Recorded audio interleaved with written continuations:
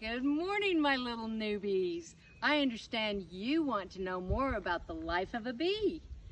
Curiosity is a good thing, and so is knowledge. See if you can remember by the end of our story 3 stages of a bee's life and 3 of the jobs that the bees perform in the hive. You ready? Here we go.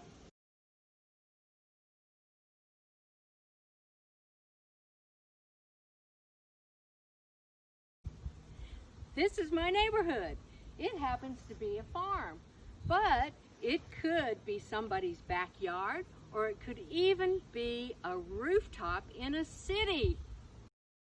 This is my house. It's called a hive, and my family lives inside, but we call it a colony because it has as many bees in my family inside as in all of Ray County. That's a lot of people. Makes it really hard to share the bathroom. So we just use the great outdoors. Know what I mean? Just like all homes, my home has a front door, and there's lots going on at my front door.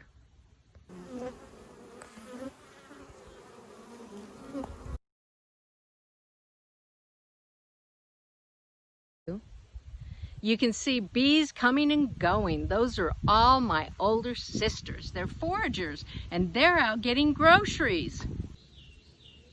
We call that foraging, and we don't even need the bags because we put the pollen in pouches on our legs. Does this pollen make my legs look fat? There's another food that we get from flowers. It's called nectar. It's a sweet fluid that attracts us to the flowers in the first place. That's so we can pollinate the flowers. If we didn't pollinate the flowers, you'd have a lot less fruits and seeds, like nuts. Some of my sisters are cleaning the porch off. After all, cleanliness is next to godliness, you know.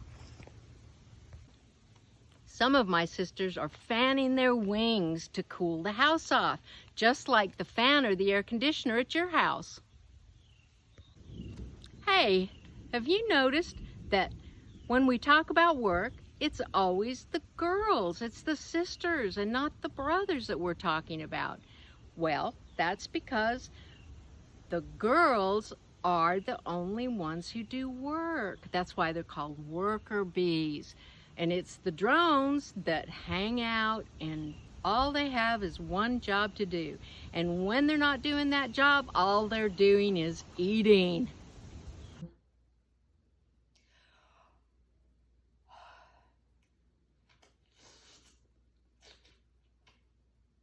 Hey, bring me some tea when you come back from the kitchen. That's why, come fall, the sisters have to kick them out, because otherwise they would eat through all of the winter stores. So the drones only have that one job to do. More about that later.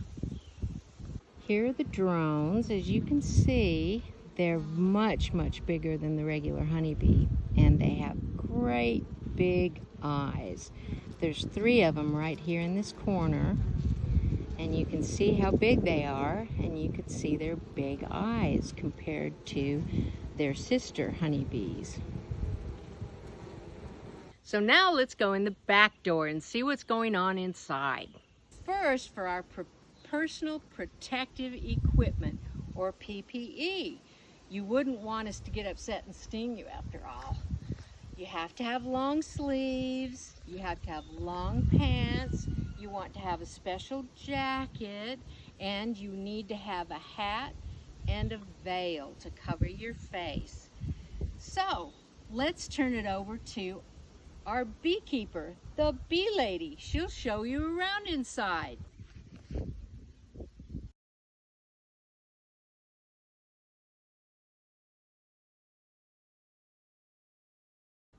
Hi everyone. Inside the hive there are 3 kinds of bees. The worker bee, the queen bee, and the drones. As Bertie Bee says, it's the worker bees that do 100% of work in the hive, except for one special job that the drone does, and we'll talk about that later. The queen spends all of her time laying eggs. That's right, the queen lays eggs all day long. The worker bees even bring food to her to feed her so that she can continue doing nothing but laying eggs. And that is one of the important jobs that the worker bee has in the hive, is to feed the queen and to take care of her so that she can lay all the eggs that she can. The drone has only one job to do, and that is to fertilize the queen so that she can lay fertilized eggs that turn into worker bees.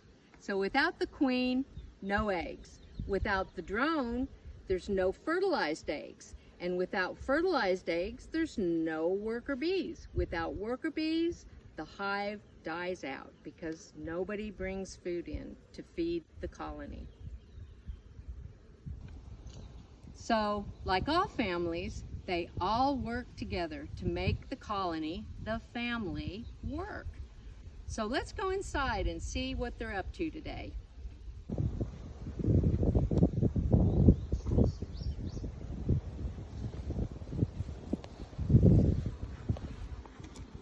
So here on top, we have the honey stores. You notice how I'm talking quietly? Because the bees will be less upset if we move slowly and if we speak slowly. These honey stores on top started out as nectar the worker bees collected from flowers.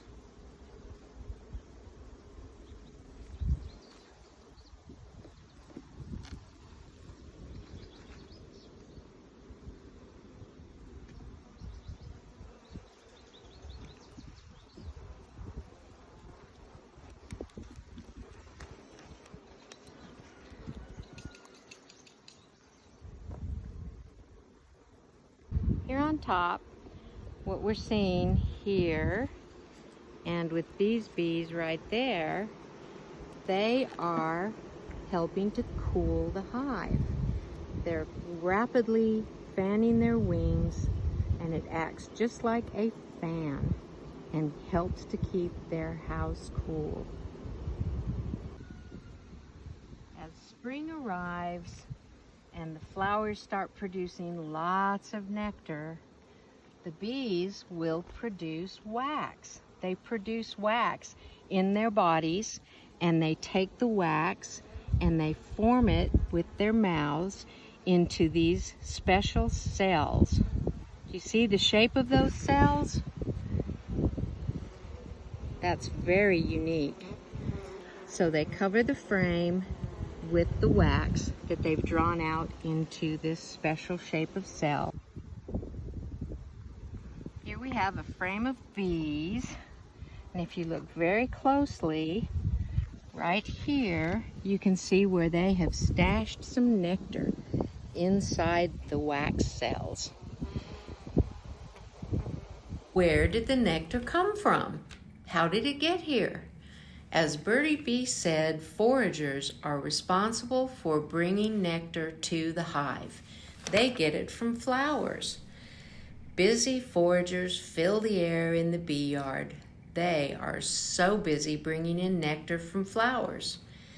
It takes weeks for nectar to be turned into honey, and it takes lots and lots of nectar. It takes 12 bees weeks to fill a single teaspoon, like the spoon you eat your cereal with in the morning. So you can see it takes lots and lots of foragers doing their job to feed the hive and to have enough left over for us to have sweet honey. But how do foragers find the nectar? Let's have Bertie Bee tell us about that. Foragers communicate with each other. They have a dance that tells all the other foragers where to go to get the nectar to make into honey. It goes something like this. Waggle, waggle, waggle, waggle. Waggle, waggle, waggle, waggle. Turn.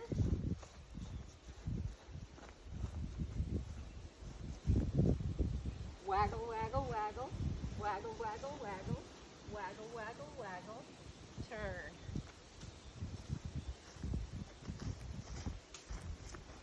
It's easy. Can you do it? This is a frame that has capped brood on it. And the capped brood is anywhere from about 10 days old to 21 days, when at that time they emerge from the cell as an adult.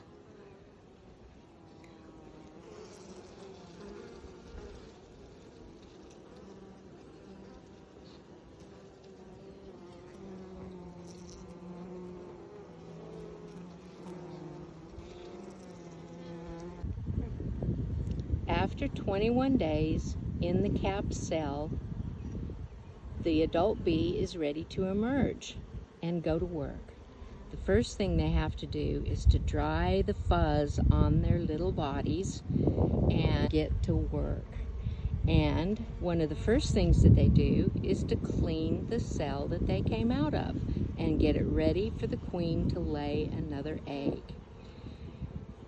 They become housekeeper bees. That's their first job in the hive.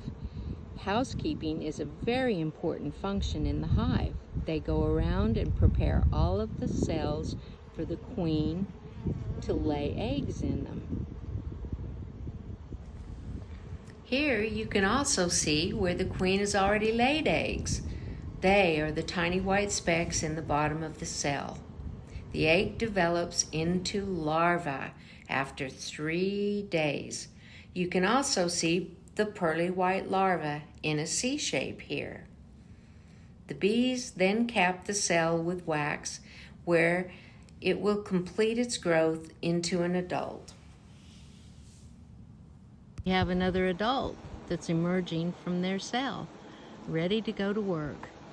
And right down below is a drone cell. Do you see how much bigger the cap is than the cells next to it? That's because the drone is bigger and takes 24 days to emerge from their cell. So the worker bee is in there for 21 and the drone is in there for 24. So it needs to have a bigger cell. Here we have some bees that have their heads tucked down inside the cells and they're feeding the baby bees. Those are nurse bees, and that's another really important job in the hive. The nurse bees go around and dip their heads in the cells and feed the baby bees, and then they'll trundle off to where there's more stored food, and they'll come back and feed the bees some more.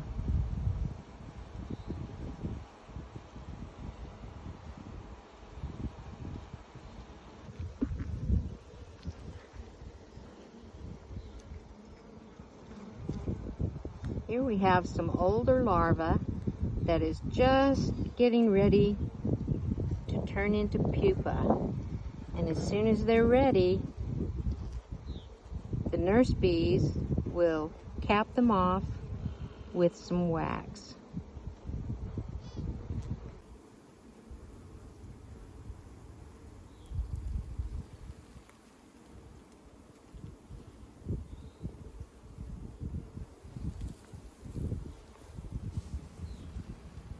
So, where do nurse bees come from anyway? They graduated from housekeeper to nurse bee. When their housekeeping chores are taken over by newly emerged adults, housekeepers are then needed as nurse bees to feed baby bees. Those who had been nurse bees become foragers and bring in more food for baby bees. So you can see that just like in our families, as we get older, we take on more responsibility and have different chores to do. So do the busy bees.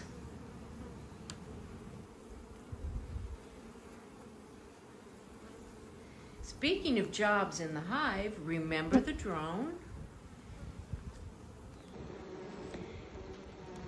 All drones do, besides fertilize the queen, is eat.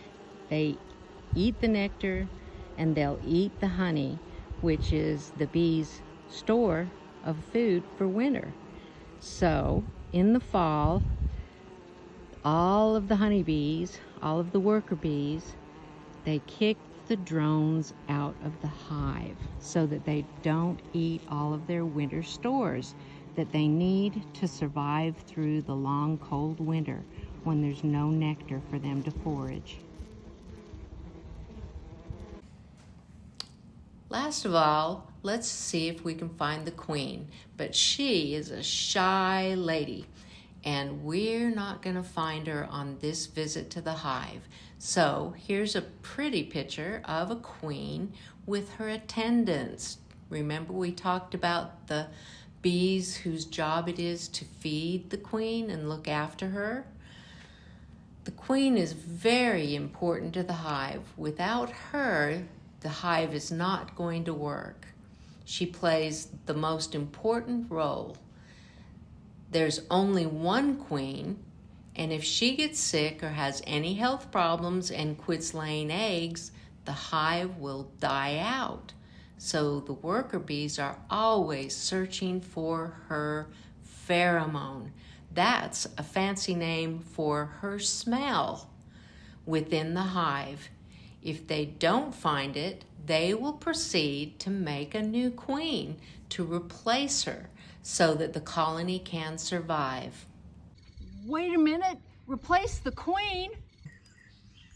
Okay, it's like this.